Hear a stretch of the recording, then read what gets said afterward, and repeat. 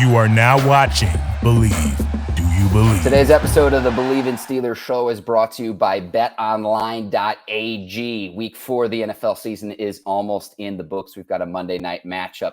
If you want to place a bet on any of the NFL action all season long, betonline.ag is the place to do it. So here's what you need to do. You go to betonline.ag, use your mobile device, desktop, computer, use our promo code Bleav50. That's BLEAV50. It's on your screen right now to get hooked up with your 50% welcome bonus on your first deposit. Bet online, where the game starts. All right, cue the music. It's time to start the show.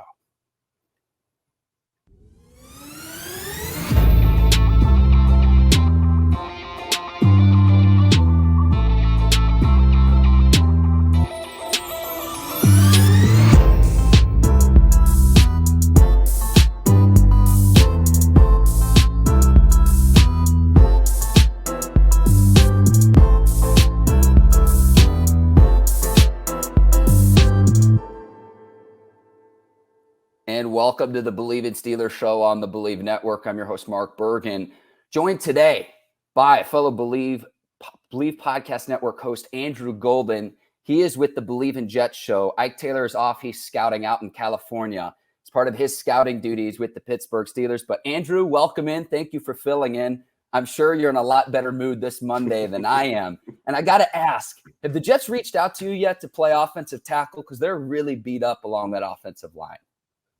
No, they haven't hit my phone yet. If they want Zach Wilson to be standing upright for the majority of this season, I would say that they go ahead and not do that. As bad as the Jets' offensive line has been, I promise I would be worse. So for Zach Wilson's sake and for my own health and safety, let's just not do that.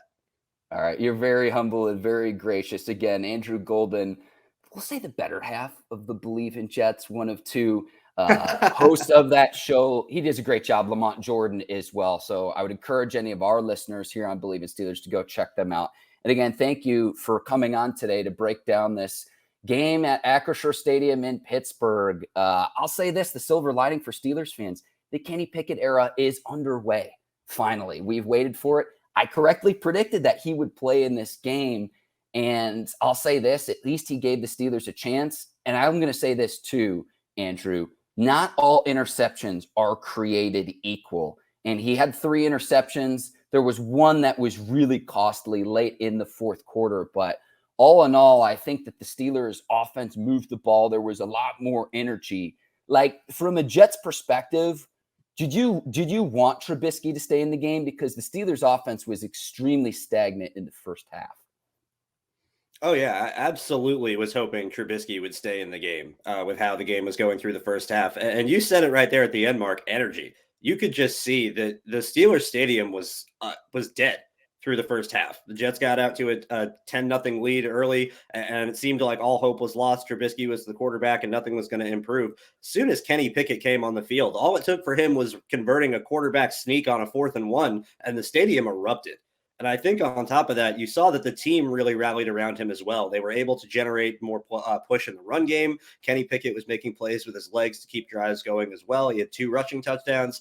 And you really saw that entire team, stadium, fan base, sideline, everything really kind of come alive and have a shot in the arm once Kenny Pickett got in the lineup. I think that really says something. And I don't think the Steelers even make the comeback that they did to where they were in the point to surrender it at the end without Kenny Pickett coming in the game.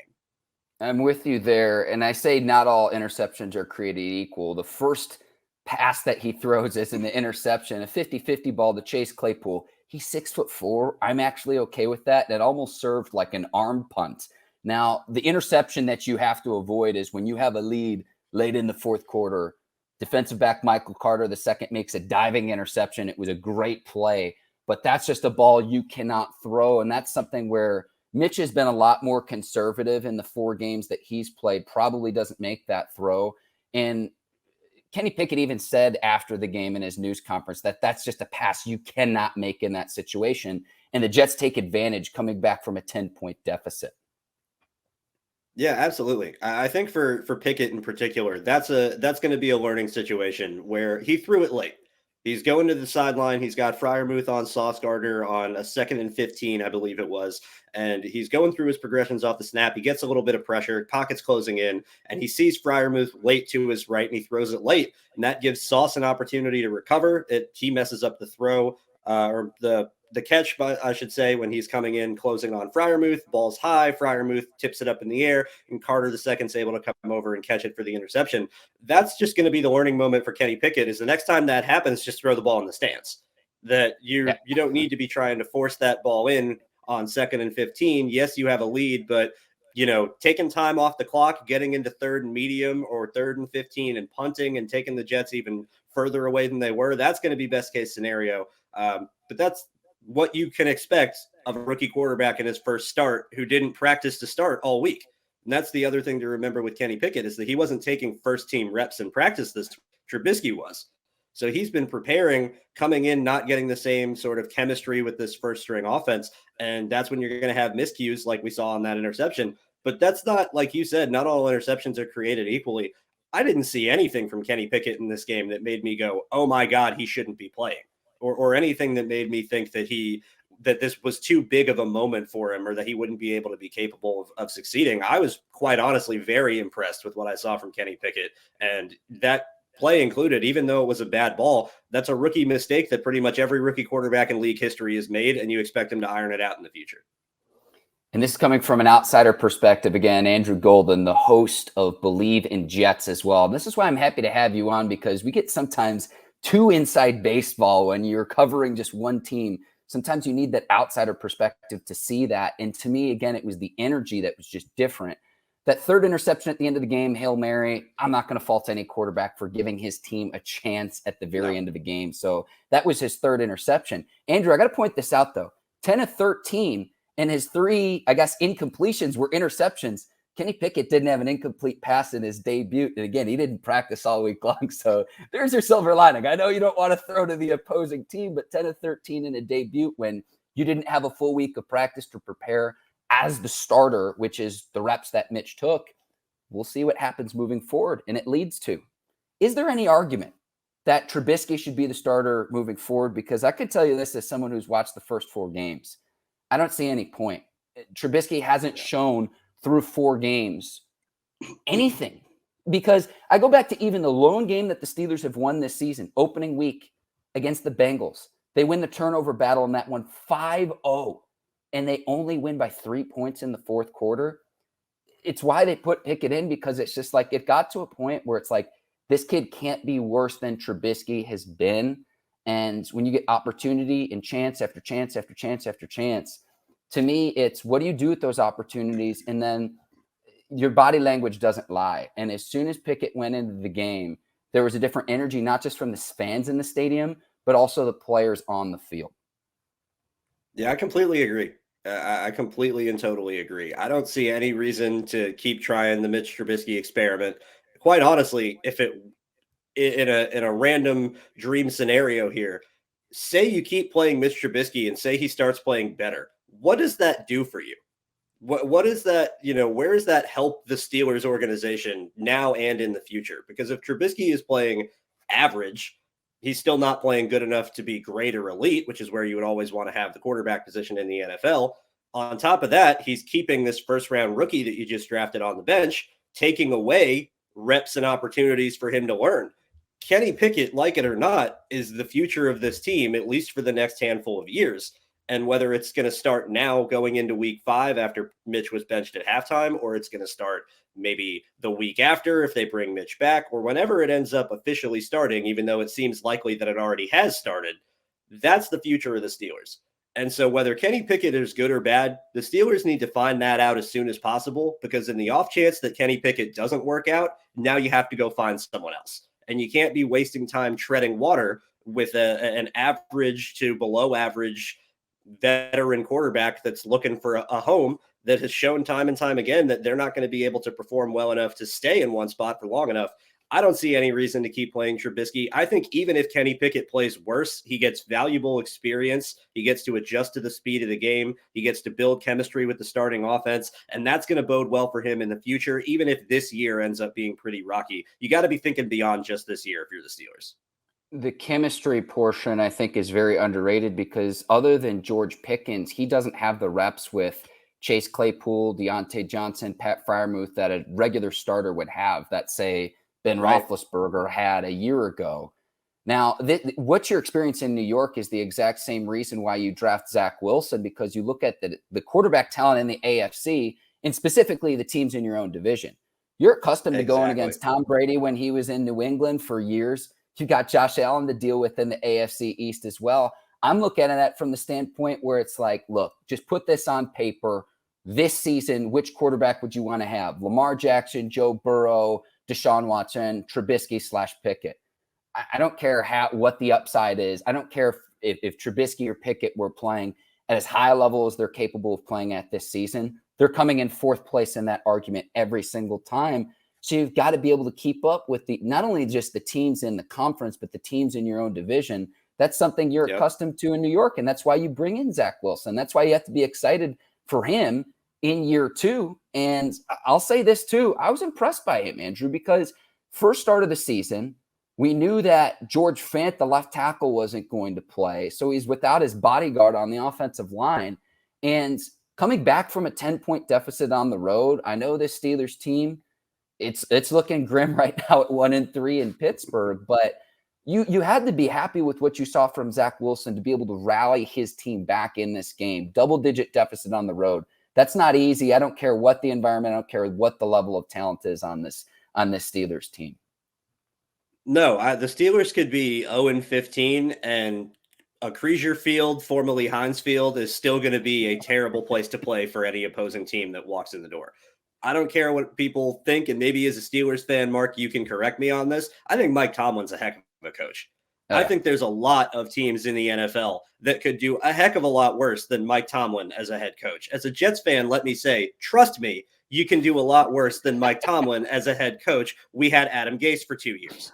So moving on from that, the Steelers are in a good spot organizationally.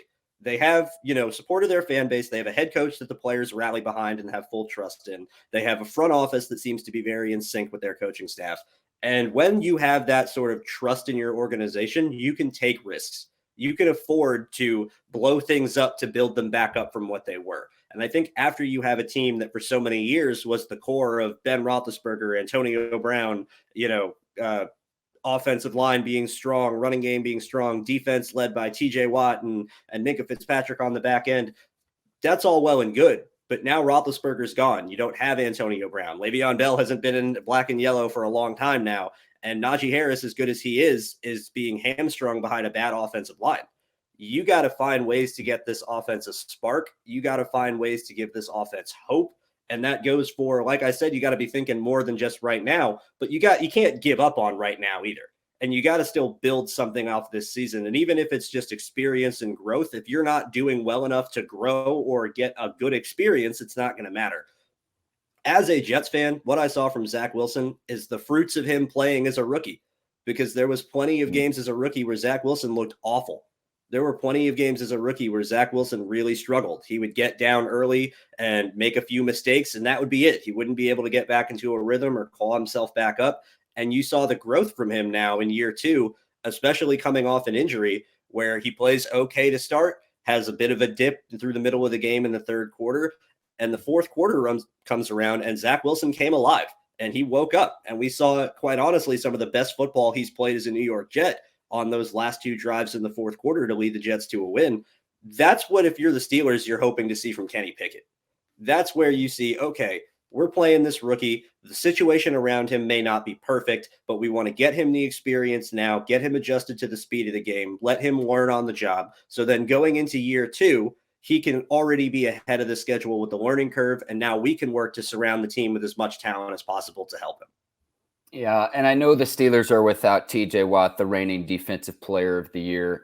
Pittsburgh has struggled to get after quarterbacks since Watt's injury, and you can't just replace a player like TJ Watt. It's just not possible. But the Steelers defense is also overly reliant upon Minkah Fitzpatrick's wizardry, and he's a heck of a player on the back end.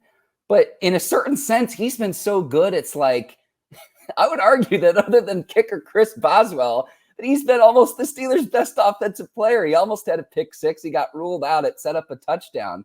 He had a pick six in the opener as well, but it's just like, man, the Steelers' offense would look even worse with their average points per game if not for Fitzpatrick on the back end. And that's awfully concerning to me because it's just like you're going up against a Jets team where, again, second-year quarterback, first start of the season. It's like, let's get after the quarterback. And I think considering all of the injuries on the offensive line, the Jets did a pretty good job keeping him upright on Sunday. They did a solid job, but I'm going to be honest, Mark. I think more credit goes to Zach Wilson for making people miss in the pocket because Absolutely. the Steelers, in my opinion, were getting pressure and they were able to win home. Alex Highsmith came free at least 3 or 4 times around the edge on his matchups.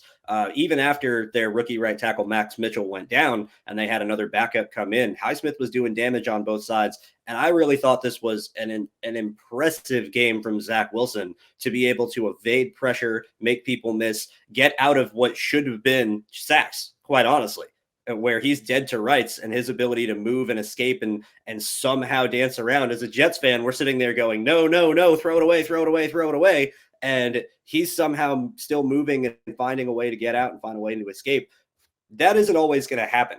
And quite honestly, just from what I've seen, and maybe this is like you said, we get wrapped up in our own bubbles of our teams and we don't always see the outside noise. But after watching Joe Flacco for 3 weeks, compared to where Zach Wilson was in his mobility in the pocket and ability to escape pressure, I think Zach Wilson might be one of the better quarterbacks in the league at it. Because there was a handful of times last game and even going back to last season where he should have been dead to rights. And somehow by some Houdini magic, he's able to escape and break out of the pocket and keep up and keep running. So for the Steelers pass rush, from the outside looking in, I was scared of the Steelers pass rush even without TJ Watt. Larry Ogunjobi's a good player. Cam Hayward is Cam Hayward. We know all about Cam Hayward by now. You know, you still have Montravius Adams at nose tackle. Alex Highsmith, like I mentioned, played really well. I thought their pass rush did a solid job. Granted, I think the Jets' offensive line is very poor and maybe made them look a little better than they might be in reality.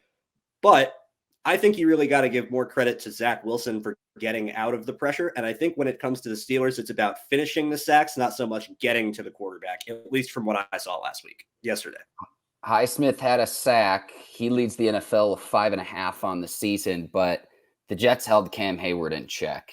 And Hayward even said that this one was on the defense after the game.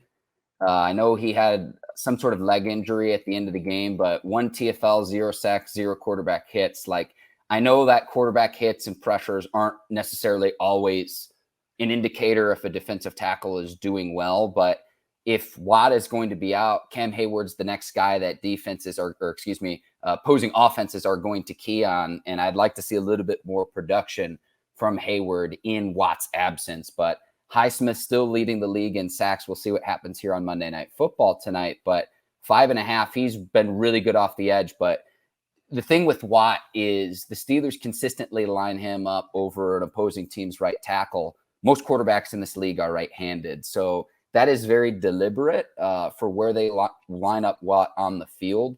And he's disruptive and makes plays regardless of if you double team him, triple team him.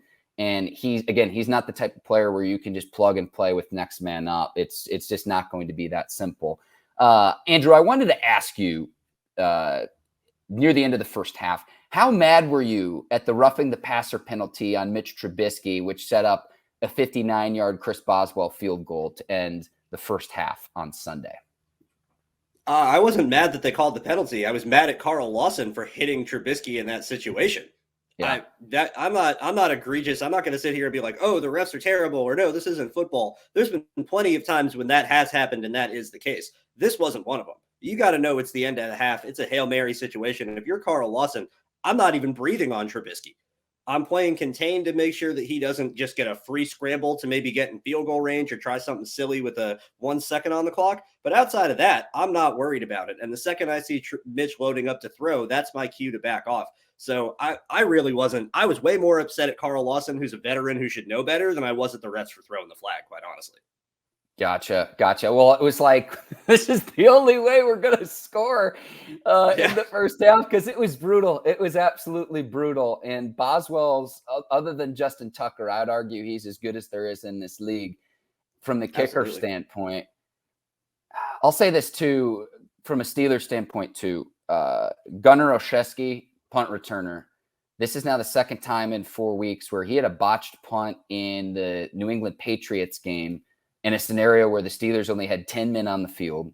He had a fumble on a punt yesterday, trying to make a play. I understand that, but very nearly flipped the field and the Steelers were able to recover. Steelers turned the ball over 4 times in this game. The 2 fumbles they recovered, but 2 times in 4 weeks, if you're a punt returner, like the Steelers have to be monitoring that very, very closely because I get the upside of having a player who has been a Pro Bowler back there before, but if he's turning the ball over and you can flip the field on a dime and points have been a premium for the Steelers offense, it's something that they need to watch.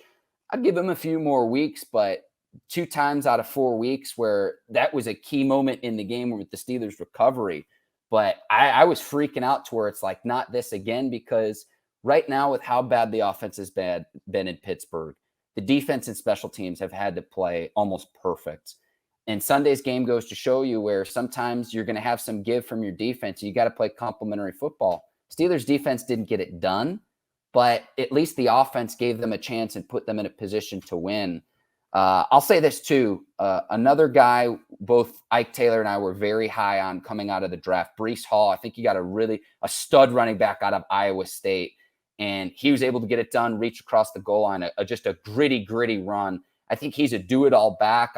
What we really liked coming out of the draft is his ability to catch the ball out of the backfield. But what did you see from him on Sunday? Because I think he's starting to make a name for himself. And again, it comes as no surprise from our standpoint. He's someone we really, really liked in this past year's draft.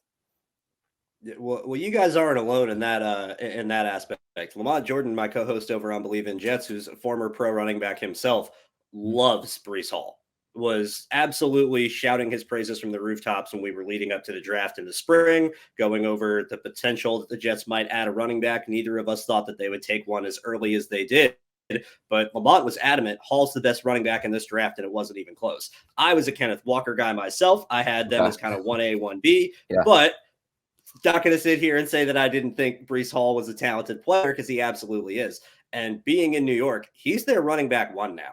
He's overtaken Michael Carter. If you just look at the snap counts, Carter usually starts the game, but as the game goes on, Breece Hall is seeing the field more, and he's been morphed into more of their bell cow. And we're seeing a lot of the same stuff from him, good and bad, I think, that translated from his Iowa State game. He's still incredibly quick and explosive while also being 6 feet tall and 220 pounds. So there's, height, weight, speed, you got that going for you in spades. His ability to change direction, I think, is very, very underrated. I think it's what helps him be a receiver in the passing game, is that he can cut running routes just like he can cut with the ball in his hands. And that's definitely a big help. He's been better at running between the tackles than I expected early. He's able to put his shoulder down a little bit and fight for tough yards. We saw on that game-winning touchdown, he breaks a tackle in the backfield and is able to keep churning and stick his hand out and break the plane for the score. So there's a lot to like from that aspect as well. I am hopeful for Breece Hall. The only thing I'm waiting for, and this is quite honestly, this is exactly why I had Kenneth Walker over him coming out of the draft. There's a little bit of hesitation with him, where when he gets in the backfield, sometimes he has a lane to the outside or he has a lane to the inside, but it's not quite wide open for him. And he's a little too patient and hesitant and slowing his momentum before reading what's happening and then exploding through the hole. You could get away with that at Iowa State when you're the fastest guy on the field in every game. In the NFL, it's a little bit different because guys are so much faster as well. But that's going to come with experience. And I think as time goes on, Breece is going to get even better. I think this is a perfect scheme fit for him offensively in terms of the wide zone at its core and then how he's going to get used in the passing game. I think that'll be a big help. And I wanted to ask you this, Mark. It's kind of off topic, but while we're getting here, we're talking about running backs and we're talking about pass catching running backs. Why don't the Steelers throw to Najee Harris? Why does it seem like he is not a factor in their passing game? Because he was a great receiver at Alabama, and that was part of his whole draw, is that here's this awesome 230-pound power back who catches passes like a receiver. And the Jets suck at defending running backs in the pass game. So I was shocked that there was very little, effort, for lack of a better word, to get Najee Harris the ball. And by your reaction, I'm guessing that you have a pretty good answer for me. Well, there's a long list of criticisms with Steelers offensive coordinator Matt Canada and Andrew. Let's just add that to the list of criticisms. I will say this. I liked how they have gotten and made it a priority the last 2 weeks to get George Pickens, the rookie receiver out of Georgia, the ball. Pickens goes for more than 100 yards on Sunday. And Pickens, you could see right away, has more chemistry with Pickett. His level of production in one half with Kenny Pickett has been better than 3.5 games with Mitch Trubisky. But yeah, when you have Najee Harris, who's a do-it-all back, he's not just a pass catcher, he's not just a runner, he's also a great pass protection blocker as well. He's a do-it-all back. It's the reason why he's a first-round pick a year ago out of Alabama. Added to a long list of criticisms that you would have of Matt Canada. I don't know if Matt Canada has the personnel up front, and the Steelers' offensive line has been decimated because Marquise Pouncey retires about a year ago. David DeCastro, an all-pro at guard, wears down with injuries, and the Steelers need to let him go. DeCastro was the last player that the Steelers drafted on the offensive line in either the first or the second round of the NFL draft, and that was in 2012. So it's almost like when you eat all. Yeah, he was Andrew Luck's teammate at Stanford, if that says anything. There you go. And it's almost like when you stock up on groceries and you stay home and you eat, and you stay home and you eat, and you stay home and eat. The cupboard's going to be bare after a certain point, and you've got to be able to restock and replenish. And it's what the Steelers are seeing on the offensive line right now. Like I don't want to throw Matt Canada under the bus and say it is all on him, because you're only as good as the sum of your parts. But like the sum hasn't equaled the parts where, okay, 2 years ago when Chase Claypool's a rookie, he ties a franchise record with 11 touchdowns. Deontay Johnson was a Pro Bowler last year, filling in because Jamar Chase was in the Super Bowl. Same thing with Najee Harris, filling in for Joe Mixon at the running back position. He was a Pro Bowler a year ago. Pat Freiermuth was winning one-on-one combat catches when Ben would toss it up to him, and he was looking like a stud a year ago as a rookie. George Pickens has shown flashes in the preseason. Where is this collectively? And it is something that I saw when Pickett went into the game. At least this offense had a pulse. And through 3.5 games with Mitch, I just haven't seen it. So to answer your question, Andrew, about why not get Najee Harris going in the pass catching the ball out of the backfield, to me, it's an easy way to create mismatches where he can outrun a linebacker. And then if you want to put a DB on him, get him the ball quickly, and he can overpower and just run over a DB, or he's got a ferocious stiff arm. He can jump over guys. To me, that's a no-brainer. But again, long list of criticisms of an offense that has just it's been broken this year. Point blank period. It has been broken. Yeah. So that's where I land with that. Yeah, no, I completely understand. Believe me, I could sit here and go through the laundry list of things over the Jets' first couple of games that they didn't do correctly offensively. And there's a bit of a mirror, quite honestly, between the Steelers and the Jets. The Steelers have been struggling to run the ball all year. And I don't think it's because of Najee Harris. I think it's because of their offensive line and because they lack the vertical threat downfield in the passing game, not so much at the receiver position, but at quarterback, taking advantage of those receivers, that teams can load the box. They can key in on runs on early downs. And that's really hard when you're a running back running behind a bad offensive line to generate positive yards in the pros when everyone knows you're running and no one can block for you. So I really thought that would be a way to loosen up teams on early downs. Throw Najee the ball and make it work like a run play. If he gets 6 yards in the flat, who cares? That's keep yourself ahead of the chains. It used to be old school where you'd run the ball to set up the pass. In 2022, I think it's the opposite, where you pass to set up the run and to keep defenses honest. And that's where downfield, where you have Chase Claypool, who's 6'4", Freiermuth, who's a big guy and has demonstrated the ability to win one-on-one scenarios. That's why when Pickett's very first throw, he throws an interception up to Chase Claypool. I have no problem with that. It's 40 yards down the field. No, and he's throwing it on 5'8" LaMarcus Joyner at free safety. So this was an incredible play by Joyner to be outsized by Claypool and go up and tip the ball and give an opportunity for Jordan Whitehead to pick it off. But if I'm Kenny Pickett, I'm going, I have a 6'4" receiver on a 5'8" safety. I like that matchup. I'm going to trust my guy at 6'4" to go up and win. That's not of a decision by any means, in my opinion, on Pickett. You should be getting on Chase Claypool for not boxing out a 5'8" safety. Sure. And that's where, when I mentioned the Pickens connection, 14 quarters with Trubisky, 7 for 16, 96 yards to George Pickens, 2 quarters with Pickett's, 4 of 4, 71 yards. So it's just like, it's not just what my eyes are telling me, Andrew. The stats back it up as well. And it's like, okay, so what happens when Pickett can develop a rapport with Deontay Johnson and with Chase Claypool, and he gets those reps? That's why I hope we see Pickett moving forward. And I hope we don't go through this whole charade of, oh, who's the quarterback? And it was only for one game, because the schedule is not getting any easier for the Steelers in the coming weeks up until the bye week. It is a gauntlet in the next 4 games. But before we get there, I want to go through a few other week 4 observations from the NFL, across the NFL. Chiefs beat the Bucs last night on Sunday Night Football.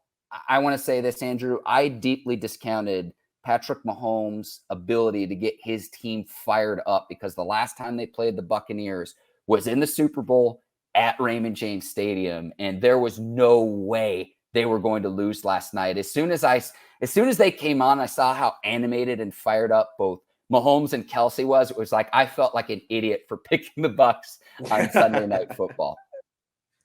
Oh yeah, Pat Mahomes, man. People, sometimes we need to go back and stop, and you have those moments where you realize what you're actually watching. And we're watching one of the best quarterbacks in the history of the league.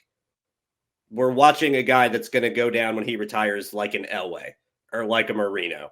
And he is going to be fully willing of being in that category. Patrick Mahomes, for me, I quite honestly, I think he's the best quarterback in the league. Josh Allen is fantastic in a very, very close second, and it might be my Jets bias holding him off from number 2.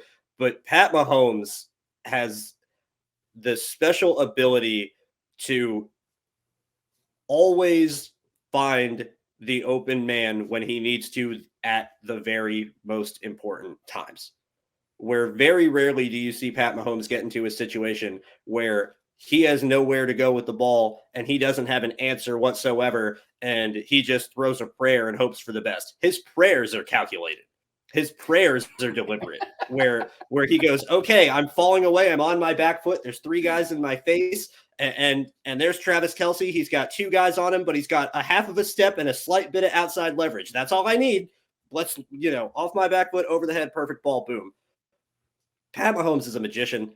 I'm not the first one to call him that. I'm not breaking any news or uncovering anything crazy by being over here saying Pat Mahomes is great, but I just get more and more blown away by it every single time it happens. And I go back to 2017 when he was coming out in the draft, where I kept watching him, and Pat Mahomes, quite honestly, changed my quarterback evaluations, because I used to be more of a do it by the book, be in rhythm. We're looking for the surgical type of pocket passers who can go out and keep the offense on schedule. And I saw Pat Mahomes tape in college, and I'm going, oh, he can just throw anywhere he wants at any time. And it doesn't matter if you pressure him and he drops back 14 yards, he's still throwing down the field.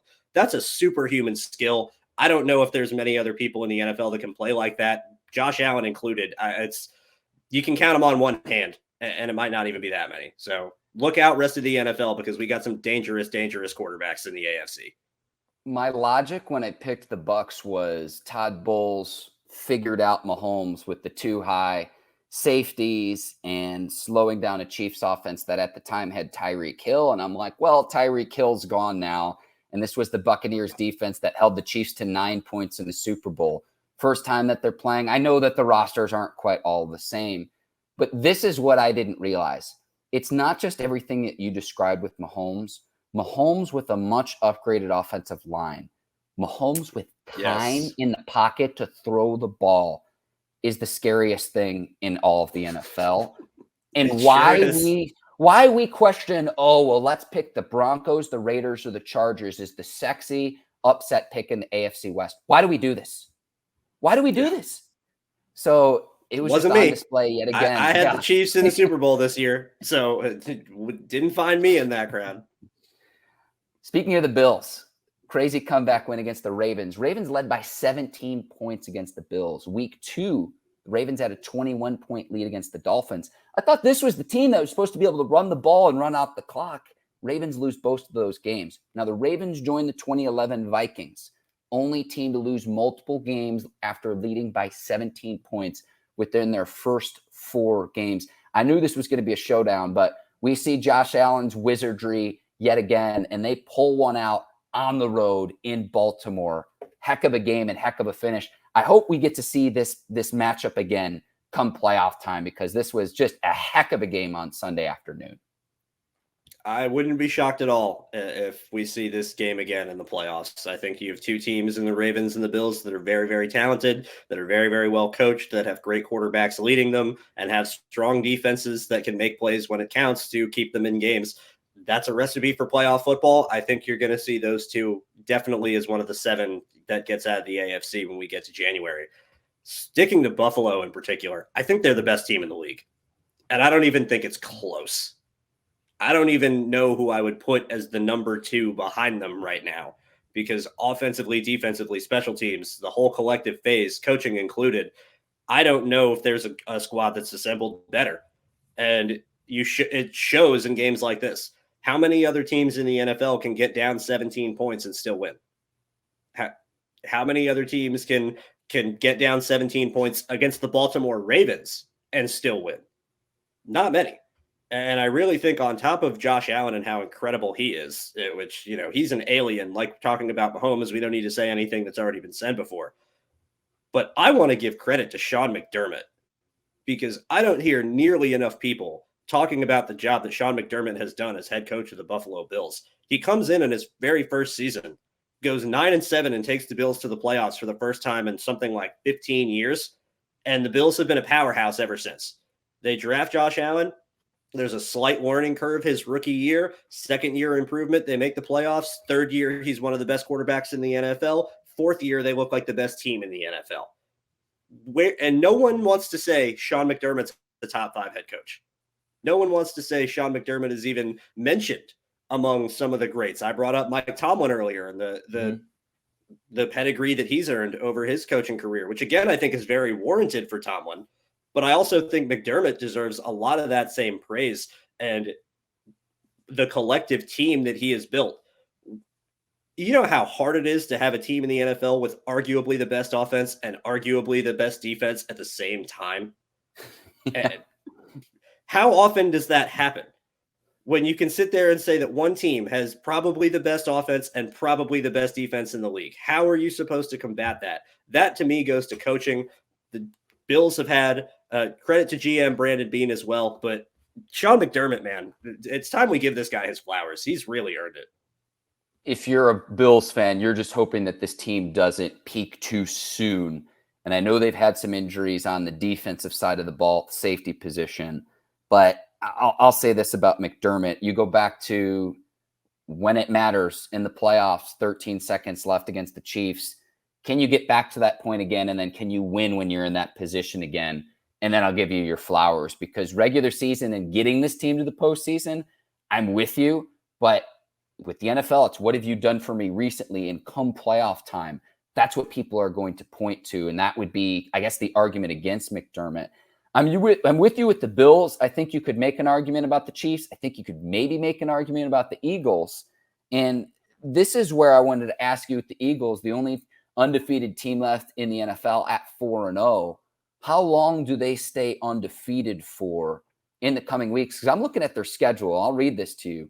Next Sunday against the Cardinals, week after against the Cowboys. Then they've got the Steelers, the Texans, the Commanders, and the Colts. I'm looking at that on paper, and I'm like, they've got to be favored in every single one of those games. So how long can the Eagles keep this thing rolling? They certainly probably will be favored in all of those games. But I'll tell you what, the NFC East is its own tricky animal with how that division works. And once you get into division games, everything else goes out the window. That's when we've seen crazy Cowboys teams that look like, they're going to roll their way into the playoffs. They play the Giants on Sunday Night Football in a division game, and all of a sudden the Giants look great.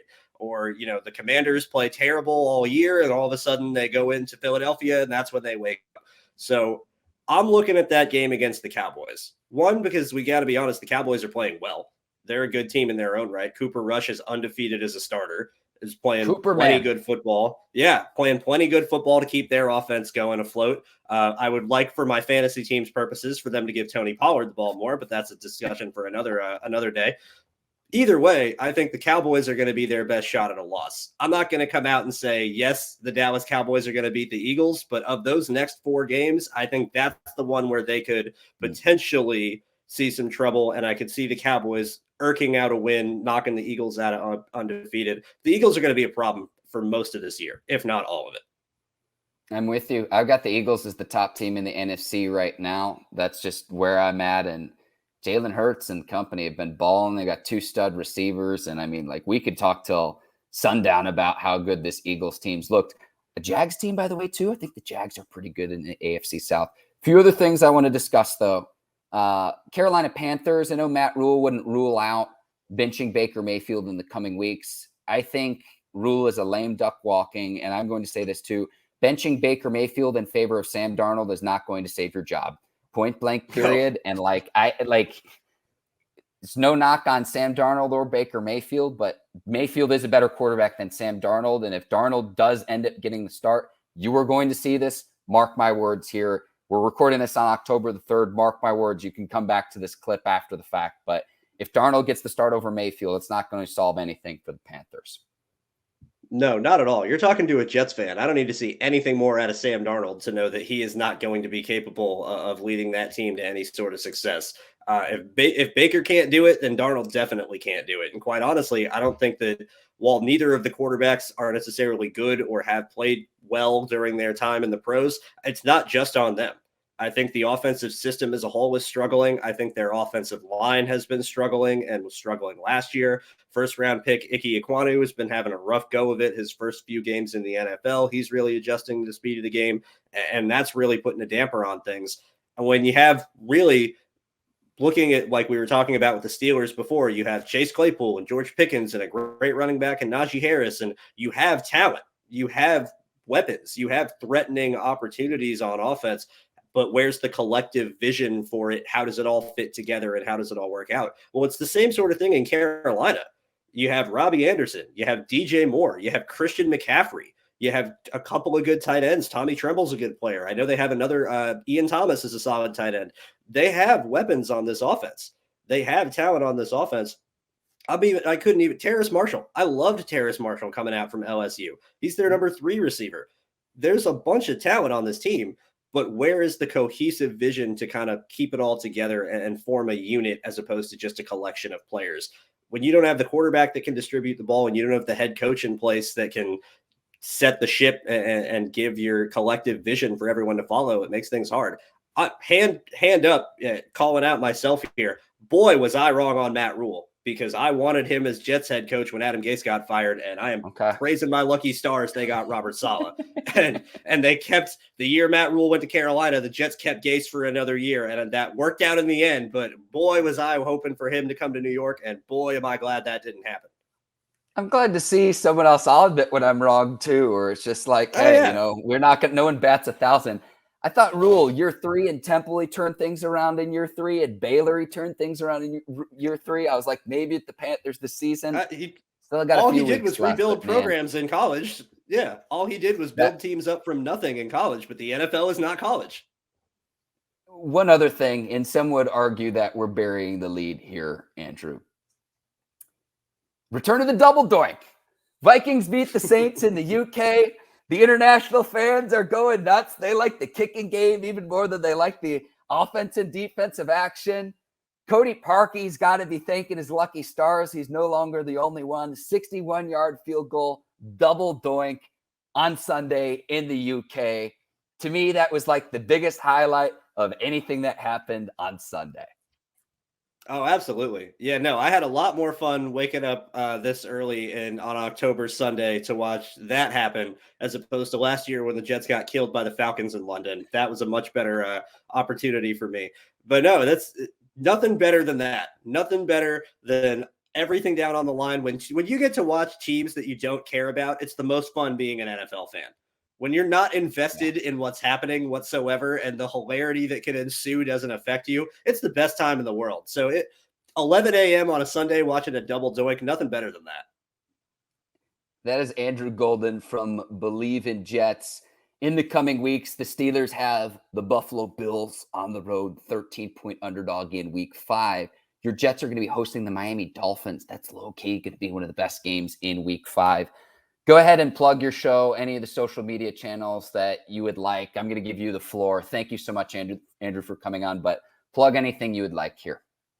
Yeah, no, absolutely. Thank you so much, Mark, for having me. This was a blast. Definitely have to come on in the future. When we get towards the draft time, we can get in some fun stuff there. That's really where I think my focus is on covering the draft and how that affects the NFL. But on top of that, you guys want to follow the show on our end, you can follow at BLEAV_in_Jets on Twitter. Search the show on Apple, Spotify, Stitcher, iHeartRadio, etc. And that's going to be BLEAV in Jets as well. You can find me personally, if you want to follow me for some reason, at Andrew Golden _17 on Twitter. You can follow my co-host Lamont Jordan at Coach Jordan 34. And on top of that, just keep an eye peeled as we're going to be releasing episodes twice a week, going through recapping the year. And I cannot wait already. I'm looking forward to the draft. It's going to be a lot of fun for a draft season when we really get things into high gear, break down all these prospects, look ahead to the NFL in 2023. Hey, I know you got Josh Allen in your division. I know you're at 2-2 right now, but don't count out Jets in the playoffs. I'm just saying, could happen. Could happen. I'm never say never. After week 2 in Cleveland, I've learned never say never. For my guest, Andrew Golden, I am Mark Bergin. Thank you for watching the Bleav in Steelers show. I'll be back later this week to preview Steelers and Bills. Until then, take care and so long, everybody.